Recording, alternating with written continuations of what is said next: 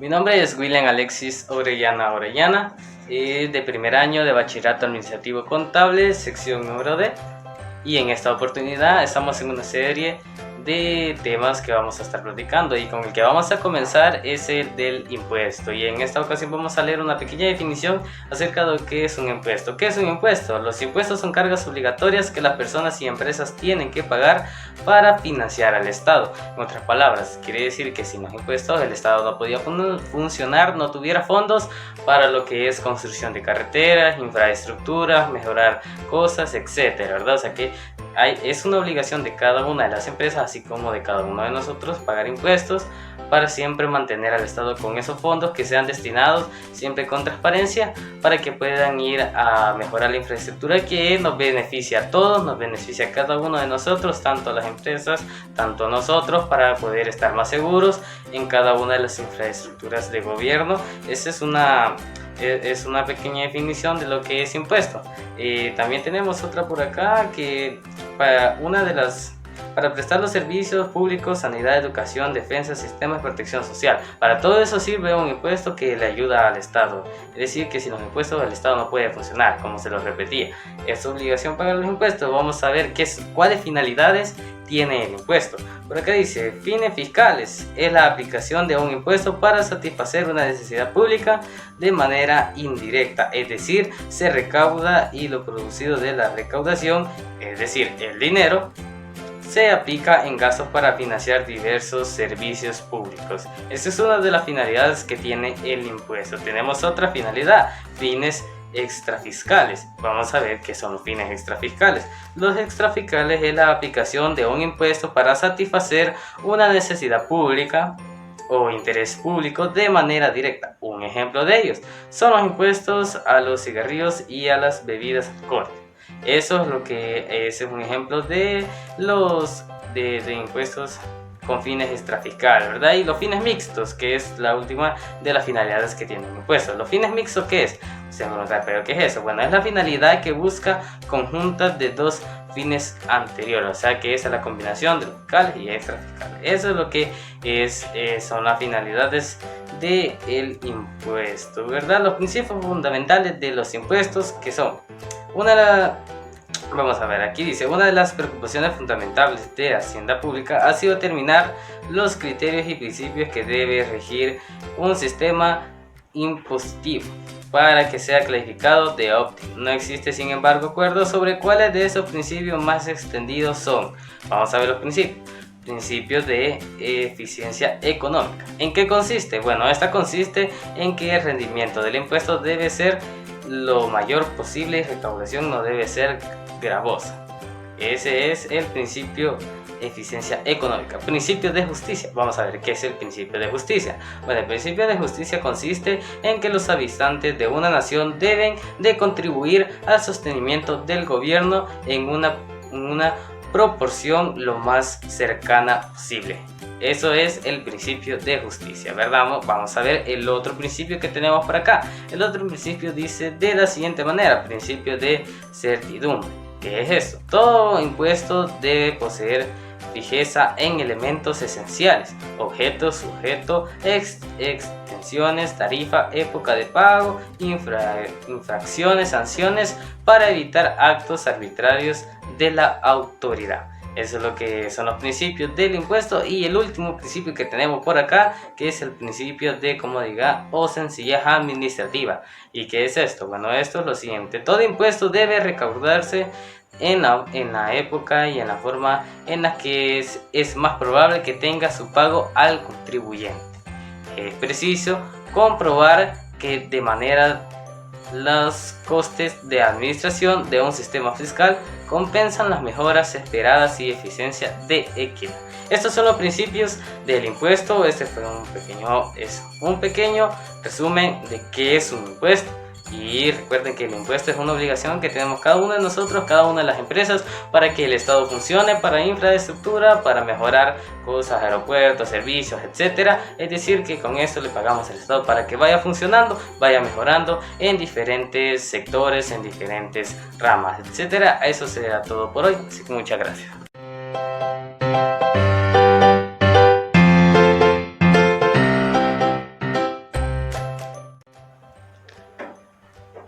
esa oportunidad vamos a seguir siempre con la exposición de esos temas y hoy vamos a hablar acerca de los tipos de impuestos que están. Primero vamos a enumerar cuáles son los tipos y después vamos a dar una pequeña definición de cada uno de ellos para que se pueda entender mucho mejor, que se pueda comprender con una mayor concordancia, ¿verdad? Así que vamos a ver, vamos a ir a enumerar los impuestos. Están los impuestos, primero tenemos el impuesto objetivo y subjetivo. Está el impuesto directo e indirecto, los impuestos reales e impuestos personales, y de ahí están lo que es los impuestos instantáneos e impuestos periódicos. Ahí están, tenemos ahí enumeradas los impuestos. Ahora vamos a dar una pequeña definición de qué es cada uno de ellos. Vamos a comenzar primero con los impuestos directos. Vamos a ver, si usted me preguntará, ¿qué es un impuesto directo? El impuesto directo es aquel que grava directamente las fuentes de riqueza, de la propiedad o la renta, tales como impuestos sobre la renta. Esos son los impuestos directos. Así que esa es una breve forma de explicar qué es el impuesto directo, el impuesto sobre la renta y ISR. Así que ese es un impuesto directo, para que ahora se acuerden qué es el ISR, es un impuesto directo. Ahora tenemos el impuesto indirecto. El impuesto indirecto es el que grava el consumo. Su nombre indica que no afecta de manera directa los ingresos, o sea que por eso se llama indirecto, no afecta de manera así solo los ingresos, ¿verdad? Y del contribuyente, sino que recae. Vamos a ver por dónde recae. Recae sobre el costo de algún producto o mercancía. Ahí está, el impuesto indirecto. Es decir, el impuesto directo es el que grava las fuentes de riqueza y el impuesto indirecto es el que no afecta nada de las ganancias, de nada, del que vende, ¿verdad? Así que ahí están el impuesto directo e indirecto. Un ejemplo es el impuesto sobre la renta, que es el ICR, que es un impuesto directo. Recuerde, ese es el impuesto directo. También está el impuesto al valor agregado, el IVA, ese es un impuesto indirecto. Vamos a ver una pequeña definición de los impuestos objetivos y subjetivos. Vamos a ver qué dice la pequeña definición. Dice: los impuestos objetivos son aquellos que gravan una manifestación de riqueza sin tener en cuenta las circunstancias personales del sujeto que debe de pagar el impuesto. Por el contrario, esa es la pequeña definición del impuesto objetivo. Recuerden, objetivo, se lo vamos a repetir una vez. El impuesto objetivo es aquel que grava, manifiesta de riquezas sin tener en cuenta circunstancias personales del sujeto que debe pagar el impuesto. Ese es el objetivo. Así que ahora vamos con los impuestos reales. ¿Qué es el impuesto real? Es el que grava manifestaciones separadas de la capacidad económica sin poner en relación a una determinada persona. Esa es la pequeña definición del impuesto real. Ahora vamos con los impuestos personales. ¿Qué son estos? Los impuestos personales pueden subjetivarse de manera fácil y adecuada al gravar de manera más completa a un sujeto, pero no tiene por qué ser así. Por ejemplo, vamos a ver ejemplo. Podemos adoptar un impuesto sobre los salarios, por tanto real, que tenga en cuenta su gravamen, las circunstancias familiares, etc. Así que esa es la definición del impuesto subjetivo. Vamos con los impuestos instantáneos.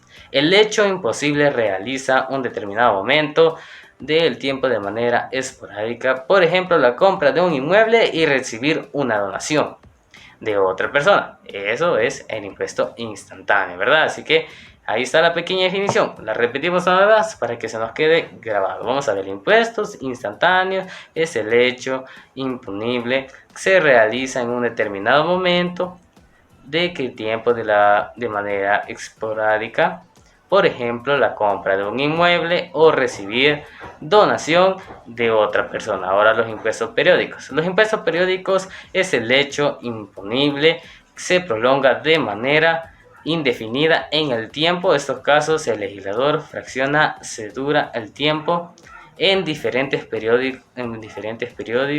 periodos impositivos. Ahora vamos a ver las clases de tributos que hay en El Salvador. Ese es otro tema que es de mucha ayuda. Vamos a ver las clases de tributo en El Salvador. Definición: los tributos son obligaciones que establece el Estado en ejercicio de su poder de impuesto, cuya presentación exige con el propósito de obtener recursos para el cumplimiento de sus fines. Ahí está la definición. Ahora vamos, clases de tributos.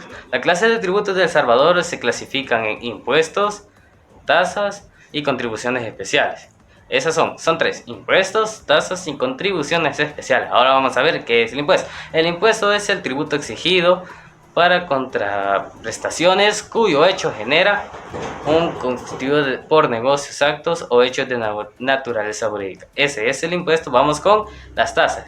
Es el tributo cuya obligación tiene como hecho generar la prestación efectiva o potencial de un servicio público individualizado y al contribuyente. Esas son las tasas. Ahora vamos con la contribución especial al artículo. Contribución especial al artículo cuya obligación tiene como hecho generar beneficios derivados de la realización de obras públicas y de actividades estatales y cuyo producto no debe tener un destino ajeno a la financiación de obras o a las actividades que contribuyan al presupuesto de la obligación.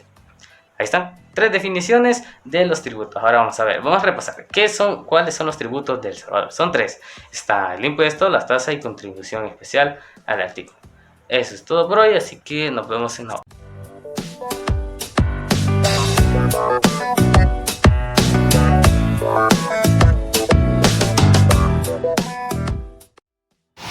Hoy, profesor, le voy a hablar sobre otro tema que cuando la ley de impuesto a la transferencia de bienes muebles y a la prestación de servicios IVA.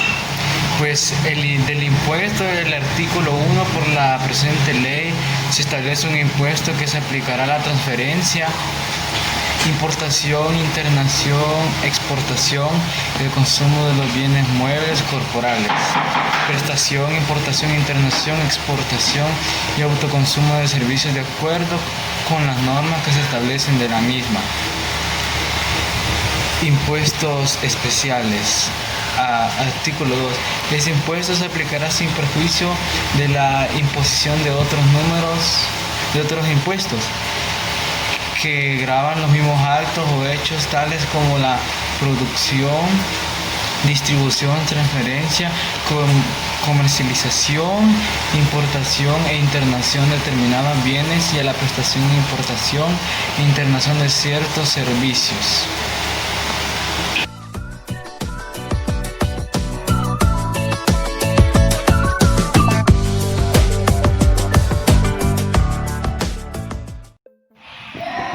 Hola, profesor, mi nombre es Jonathan Jaciel Pérez Méndez y le hablaré sobre tres temas.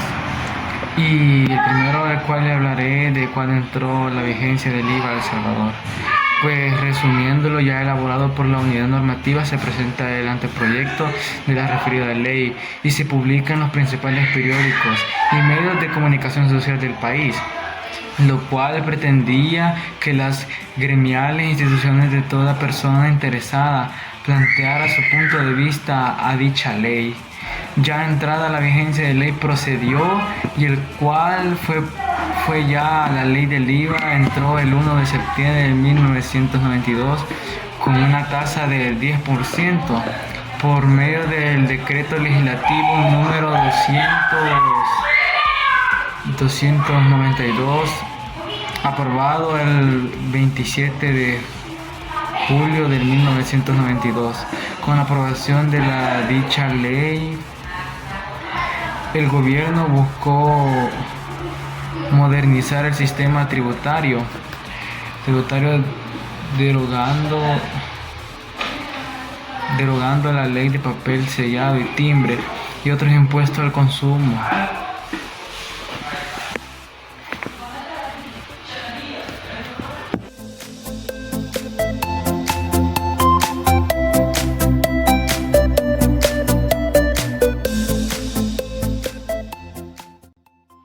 Hoy, profesor, hablaré sobre el segundo tema, el cual dice que ¿cuál ley sustituyó el IVA? Pues empezando en los antecedentes, los impuestos indirectos han mantenido un peso relativo muy importante en la estructura total de los ingresos. Así, por ejemplo, para el año 2010 presentaron el 65% de descuento de la recaudación tributaria total. Aunado al cambio en el sistema económico, también se realizaron fuertes reformas tributarias, de las cuales para los fines de estudio la más importante fue la de 1992, cuando se sustituyó la ley de papel, sellado y timbre por la ley de impuestos a la transferencia de bienes muebles, la conocida IVA. Entonces, en resumen, la ley que sustituyó el IVA fue el papel, sellado y timbre. El IVA la sustituyó.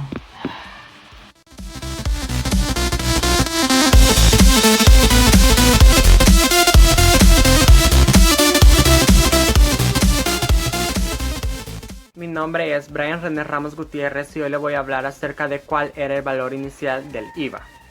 La sigla IVA hace referencia a un tributo o un impuesto que el consumidor debe pagar al Estado por el uso de un determinado servicio o la adquisición de un bien. El desglose de dicha sigla es impuesto al valor agregado y se trata de una tasa que se calcula mediante el consumo de productos, servicios, transacciones comerciales e importaciones. El IVA es un impuesto indirecto, se le conoce así porque a diferencia de los impuestos directos, no repercute directamente sobre los ingresos. Por el contrario, recae sobre los costos de producción, las ventas de las empresas y se desvenga de los precios que los consumidores pagan por dichos productos. Se dice que es un impuesto indirecto porque el físico no lo recibe directamente del tributario. En El Salvador, el IVA fue aprobado por primera vez durante el gobierno del expresidente Alfredo Cristiani, que este estuvo desde 1989 hasta 1994, el cual fijó la tasa en 10%. En 1996, la administración Calderón Sol aumentó la tasa al 13%, lo cual produjo una gran desaceleración económica. Posteriormente, el gobierno del presidente Francisco Flores impuso el impuesto del 13% a los granos básicos, verduras, frutas, leche y medicamentos que antes estaban totalmente exonerados de este impuesto. Desde entonces el IVA se ha mantenido invariable, pero en años recientes el Fondo Monetario Internacional FMI ha planteado la posibilidad de aumentarlo en 2 o 3 puntos porcentuales. Sin embargo, tanto el gobierno del expresidente Mauricio Funes como el expresidente Salvador Sánchez Terén han decidido adoptar otras medidas como el nuevo impuesto a operaciones financieras. La alícuota del IVA va de acuerdo a las necesidades de cada país. Ghana e Irán cuentan con un 3% de IVA. Canadá, Panamá y Japón cuentan con un 5% de IVA. Estas son de las naciones que presentan un IVA más bajo a nivel mundial. Finlandia cuenta con un 22% de IVA. Islandia cuenta con un 24,5% de IVA. Y Dinamarca, Noruega, Hungría y Suecia cuentan con un 25%. Estas son de las naciones que presentan un IVA más caro en todo el mundo. El IVA va de acuerdo a las necesidades de cada país.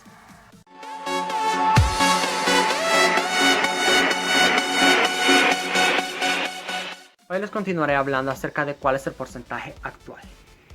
El Salvador tiene un IVA más alto que Guatemala y que Panamá, pero más bajo que Nicaragua y que Honduras. El Salvador se encuentra en la cintura de Centroamérica en lo que respecta al impuesto al valor agregado. El Salvador cobra un IVA del 13% al igual que los costarricenses, pero por encima de Costa Rica y El Salvador se encuentra Honduras y Nicaragua, cobrando el 15%. Por otro extremo tenemos a Panamá, cobrando el 7%, tiene el IVA más bajo en todo el Istmo, seguido de este Guatemala cobrando el 12%. Una estadística en Baker y McKenzie se descubrió de que el IVA cobrado a nivel mundial es del 19%, en América Latina es el 9%. El IVA es un impuesto al precio de compra que es un cargo extra que se debe de pagar el consumidor al adquirir un cargo o un producto o un servicio. Cada país decide el porcentaje que decide ponerle, decide qué productos y servicios tienen un descuento y cuáles están exonerados totalmente de este impuesto. En América Latina, los países que cobran mayor IVA son Uruguay cobrando el 22%, Argentina cobrando el 21%. En tercer lugar está Chile cobrando el 19%, Seguido de este está Perú y República Dominicana cobrando el 18%. Uruguay por su parte agregó este impuesto a un producto que ya tenía 7 años de estar exonerado, como lo es las carnes blancas, el pollo, el cerdo, etc. Brasil por su parte tiene el promedio el 17% de IVA, que va variando en los diferentes estados de este país. Cuba es uno de los países que no aplica este impuesto a ningún producto. Otros en cambio tienen un mayor porcentaje de este producto, como lo es en Panamá. El alcohol y el tabaco tienen un mayor impuesto IVA. En Honduras, los servicios de internet y los usuarios de telefonía celular tienen un mayor IVA. Y en Costa Rica, las personas que tienen suministro eléctrico tienen un descuento a este producto, a este impuesto.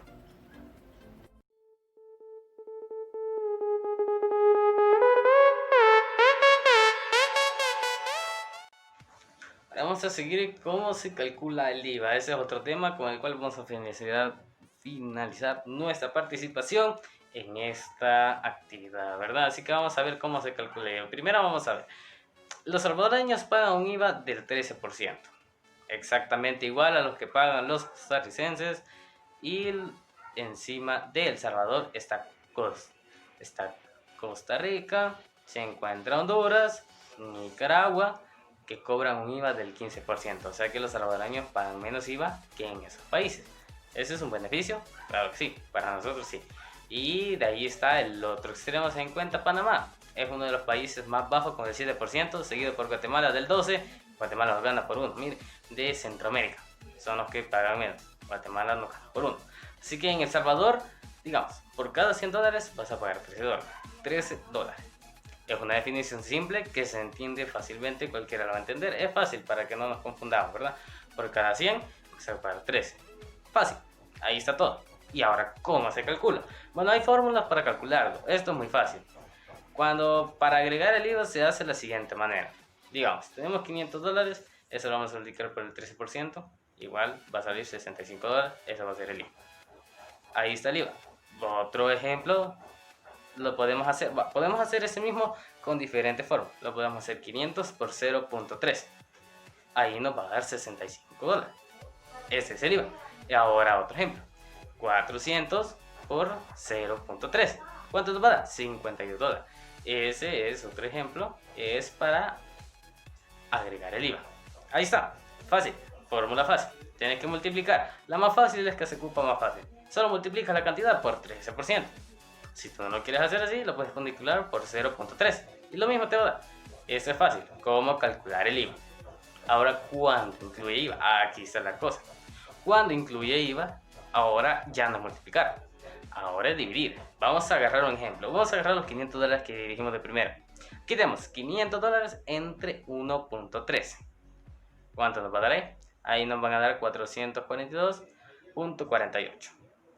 Ahora sí, aquí tienes que multiplicar por el 13%, porque los 442.48 es el valor neto.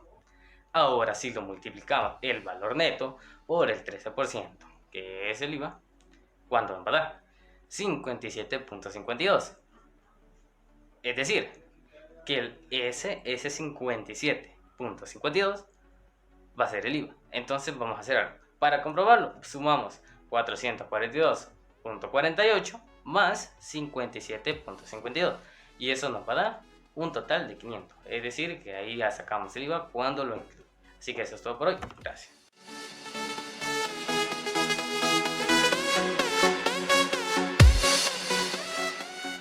Hoy les voy a hablar acerca de cuáles son los bienes gravados y qué bienes están exentos.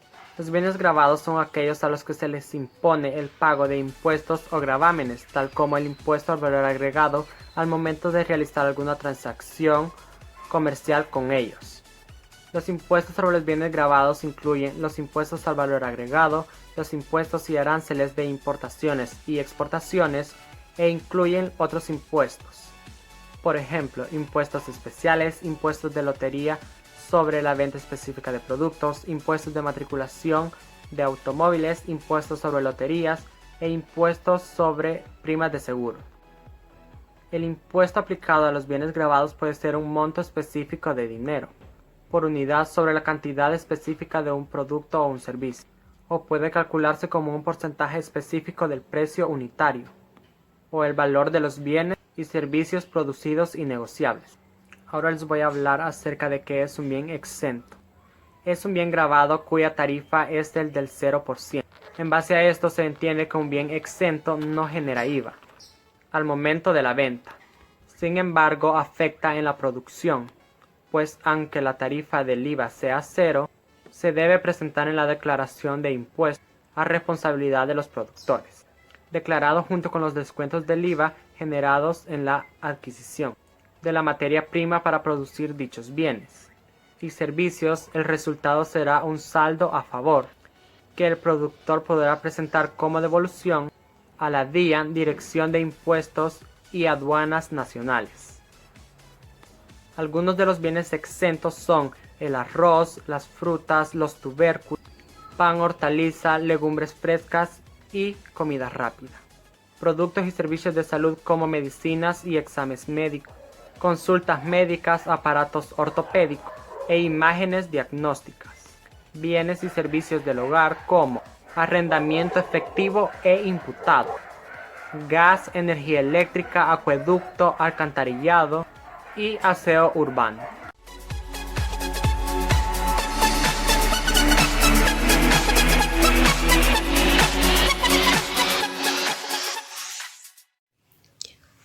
Muy buenas tardes, soy Elvis Edemir Pérez Medina de la sección D del primer año del Bachillerato Técnico Vocacional Administrativo Contable y a mí me tocó hablar del tema que es el IVA crédito fiscal. El IVA crédito fiscal es el monto que le trasladan los proveedores por medio de una factura, ya sea por la compra de bienes o por la adquisición de servicios.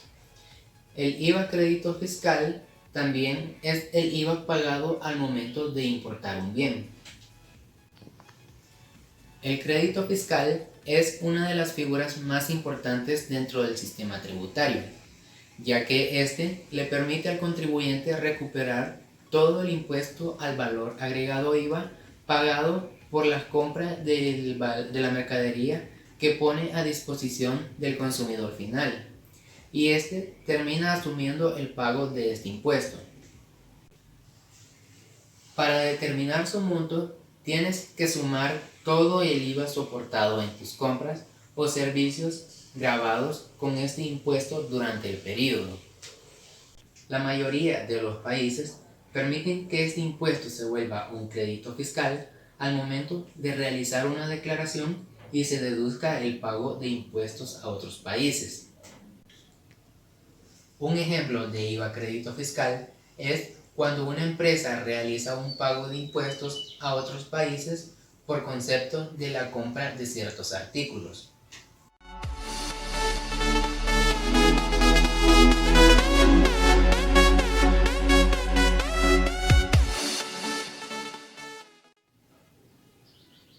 Para continuar, le voy a hablar del tema ¿qué es el IVA débito fiscal?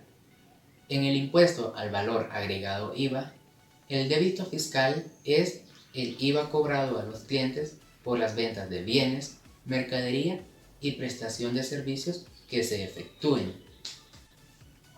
Este se realiza aplicando la tarifa del 13% o las más reducidas que son del 4%, 2% y 1%, según sea el bien o servicio que se venda al cliente.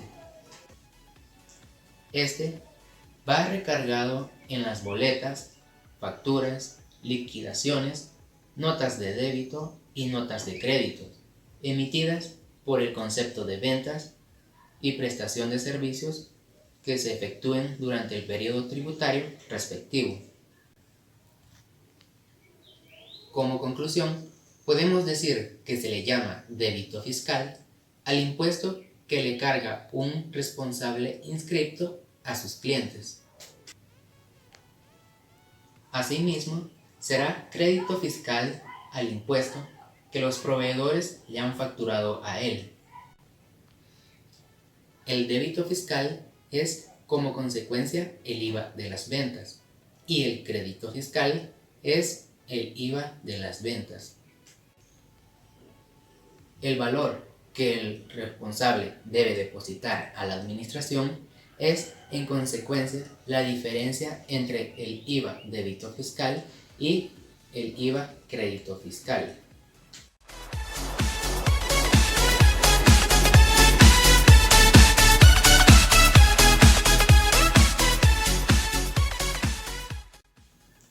Para finalizar con mi participación, le voy a hablar del tema que son los libros de control de IVA.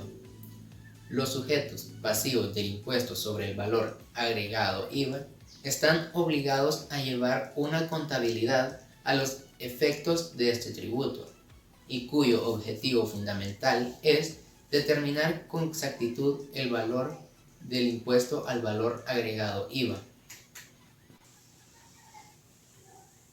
Este proceso se lleva a cabo mediante los denominados libros de control de IVA. El libro de control de IVA es un listado completo y legal de todas las transacciones con el impuesto al valor agregado IVA de una compañía u otro negocio por orden cronológico. Las transacciones se pueden agrupar por artículos, que normalmente agrupan las transacciones que tienen el mismo porcentaje fiscal. ¿Son obligatorios los libros de control de IVA? Según el artículo número 62, el reglamento del impuesto al valor agregado IVA, la obligatoriedad de llevar el libro de registro recae sobre el sujeto pasivo del impuesto, pero esta obligación no afecta a las actividades siguientes. Número 1. Las acogidas a cualquiera de los siguientes regímenes, salvo lo dispuesto en las normativas específicas que los regulan. Régimen especial simplificado, régimen de agricultura, ganadería y pesca, régimen al cargo de equivalencia y régimen aplicable a los servicios de comunicación como televisión, radio y vía electrónica. A las entregas intracomunitarias ocasionales de medios de transporte nuevos exentos del impuesto al valor agregado IVA. Algunos ejemplos de libro de control de IVA son libro de registro de facturas expedidas, libro de registro de facturas excedidas, libro de registro de bienes de inversión y libro de registro de determinadas operaciones intracomunitarias. Muchas gracias por su atención prestada.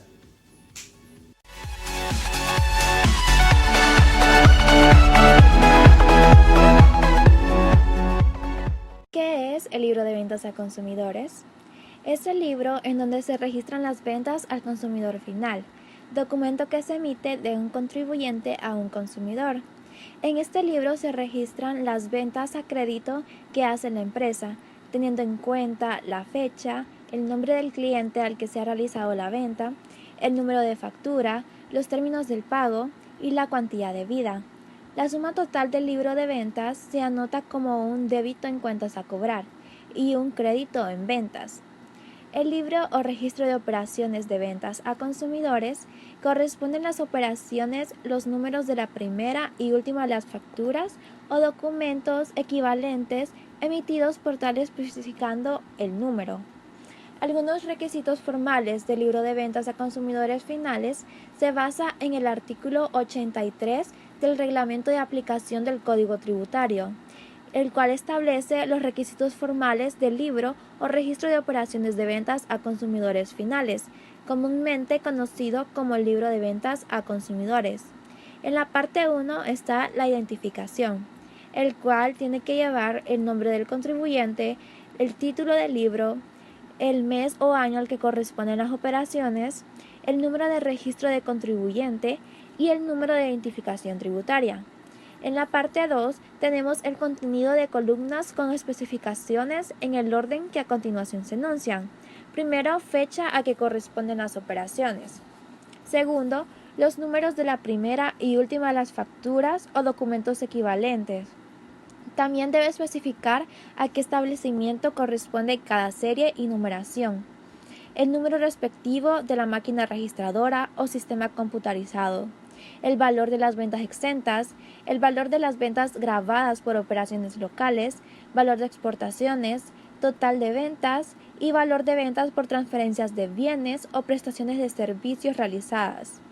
La parte 3 tenemos la firma del responsable, en la cual al final de cada periodo tributario mensual se totalizarán, colocando el nombre y firma del contador que lleve los libros o las de contribuyente en caso que los lleve por él mismo.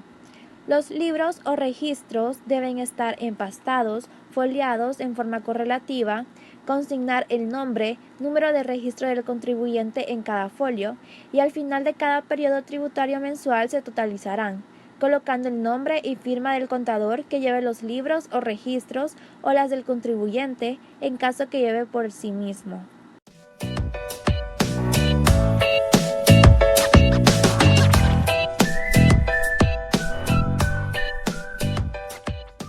¿Qué es el libro de ventas a contribuyentes? Es un libro obligatorio para los contribuyentes afectos al impuesto al valor agregado, es decir, el IVA, en el que se deberá llevar un registro cronológico de las ventas y ser timbrado por el Servicio de Impuestos Internos, que lleva el control de ventas. El llenado de este libro de ventas a contribuyentes es el número de registro, el cual se pondrá el número de crédito fiscal de nosotros, luego la fecha, el NID, el número correlativo, y este varía dependiendo de los créditos fiscales que demos en el mes. Luego el número de control interno, que en algunos casos no se contiene, el nombre del cliente, el número de registro del contribuyente, las ventas grabadas, el valor en crédito fiscal y las ventas totales. En material de IVA se distinguen 3 tipos distintos de contribuyentes. Primero, los contribuyentes formales. Son aquellos que realizan exclusivamente hechos que califican como sujetos al IVA, pero que gozan de la exención o exoneración del tributo. Un ejemplo de estos puede ser una farmacia que exclusivamente comercialice productos farmacéuticos que estén exentos del IVA, o el caso del prestador exclusivamente del servicio de transporte terrestre de pasajeros.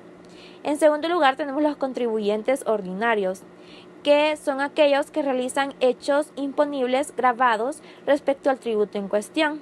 Es todo aquel que realice hechos imponibles del IVA, que no sean de forma exclusiva, relativos u operaciones exentas o exoneradas, son los que pueden calificar como contribuyente ordinario. En el tercero tenemos los contribuyentes ocasionales, a los cuales se atribuye a los que no tienen ni contribuyentes ordinarios ni contribuyentes formales. Realizan importaciones de bienes para el consumo propio. El Ministerio de Hacienda, a través de la Dirección General de Impuestos Internos, comunica a sus administrados que se ha iniciado la actualización de carteras de contribuyentes. En este sentido, se han reclasificado algunos contribuyentes como grandes, medianos y otros. Lo anterior con base al artículo 23 literal A del Código Tributario, el cual establece que una de las funciones básicas de la administración tributaria es el registro, control y clasificación de los sujetos pasivos en función de su nivel de ingresos, actividad económica y cualquier otro criterio que permita a la administración cumplir eficazmente con su gestión. Esta función se realizará periódicamente para mantener una clasificación de carteras de contribuyentes lo más realista y actualizada posible.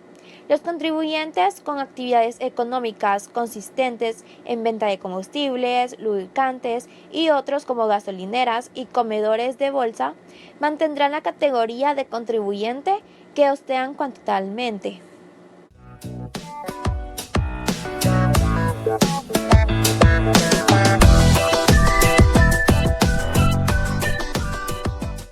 ¿Qué es el libro de compras? El libro de compras es un registro de compras, uno de los libros de carácter obligatorio que deben presentar los autónomos o trabajadores por cuenta propia. En él deben anotarse a nivel diario todas las compras y los gastos que tengan relación con la actividad de la empresa. En este libro se anotan en forma cronológica las compras de bienes y servicios que realiza la empresa. Es un libro que puede ser de foliación simple o doble. Desde el punto de vista técnico-contable, es auxiliar. Desde el punto de vista legal, es obligatorio para las empresas que deben llevar contabilidad completa. También es obligatorio para las empresas que, no estando obligadas a llevar contabilidad completa, realizan operaciones gravadas por el impuesto general a las ventas. Un detalle importante es el siguiente. Aquí habrá más variedad de cuentas que en el registro de ventas, ya que una empresa vende básicamente mercaderías, productos terminados o servicios, pero sus compras son mucho más variadas. Si es una empresa comercial, deberá comprar mercaderías. Si es industrial, deberá comprar materias primas, suministros para la fabricación y embalajes. Pero sea comercial o industrial, deberá comprar también útiles de oficina, material de limpieza, combustible, repuesto para los vehículos, servicios de publicidad, servicios de reparaciones, de agua, luz y teléfono. También deberá comprar activos fijos, seguros contra siniestros, servicios de vigilancia, refrigerios y vestuario para el personal, entre otros. En suma, deberá comprar muchos tipos de bienes y servicios. Entonces, normalmente en este libro habrá que anotar comprobantes de compra como facturas, boletas, tickets, recibos por servicios públicos, notas de créditos y notas de débito. Asimismo, si la empresa es importadora, deberá anotar también las pólizas de importación. Igualmente, si adquieren bienes a un producto que no tiene número de RUC, deberá emitir y anotar en este libro la respectiva liquidación de compra. Se debe también hacer referencia a todas las compras de las que dispongamos de un ticket o justificante de banco, a pesar de que no haber obtenido una factura. Por ejemplo, las cuotas a la seguridad social, un café o comida de negocios, la compra de material de oficina si no hemos obtenido factura. Sin embargo, uno de los problemas que se encuentran en este libro es que no siempre se puede justificar fácilmente que un gasto esté relacionado con la actividad que realizamos como autónomos.